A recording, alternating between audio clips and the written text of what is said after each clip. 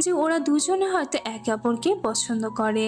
আর এইসব কথা চিন্তা ভাবনা করে তো সে তার মাথাতে আরেকটি উদ্ভট প্ল্যান তৈরি করে ফেলে। নিজেকে ছেলে বানিয়ে নকল চুল পরে, টাই কোট পরে পুরো ছেলেদের মতন করে সেজে ফেমোর সামনে চলে যায়।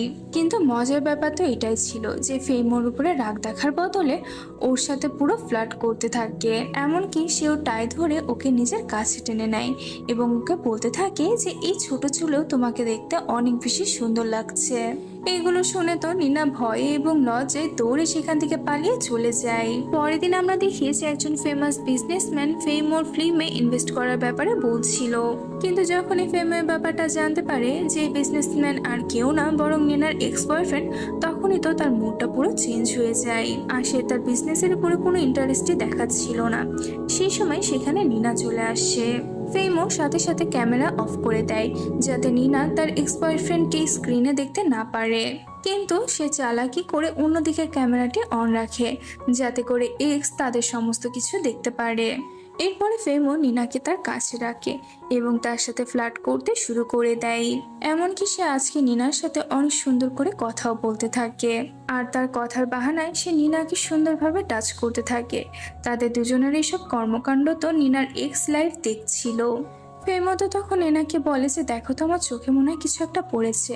নিনা যখনই ফেমোর কাছে আসে তখনই তো ফেমো কলটি কাট করে দেয়। ড্রামা শেষ হয়ে যাওয়ার পরে তো ফেমো আবারও তার নিজের আসল রূপে চলে আসে। আর সে নিনাকে বলে যে অনেক ঢং হয়েছে, এবার তুমি এখান থেকে চলে যাও। আর এসব কিছু দেখে তো নিনা কিছুই বুঝতে পারছিল না। পরের দিন নিনার এক্সের পাঠানো একজন ডিটেকটিভ একটি ফাইল সাইন করার বাহানায় ফেমোর বাসাতে আসে যাতে করে সে ফেমো এবং নিনার মাঝে আসলে কি সম্পর্ক চলছে এই ব্যাপারে জানতে পারে। ফেমো তো এই সমস্ত কিছুর ব্যাপারে বুঝতে পারছিল, তাই সে ওই লোকের সামনে নিনার সাথে এমন ভাব দেখাতে থাকে যেন ওরা দুজনে অনেক ডিপলি রিলেশনশিপের মধ্যে রয়েছে। এইসব কিছু দেখে তো ডিটেকটিভ সেখান থেকে চলে যায়। আর তার চলে যাওয়ার পরে ফেমো আবারও নেনাকে তার থেকে দূরে সরিয়ে দেয়। ডিটেকটিভ বাইরে এসে এক্সকে ফোন দিয়ে জানিয়ে দেয় যে ওদের দুজনকে দেখে তো মনে হচ্ছিল যে ওরা দুজনে সত্যি রিলেশনশিপে রয়েছে।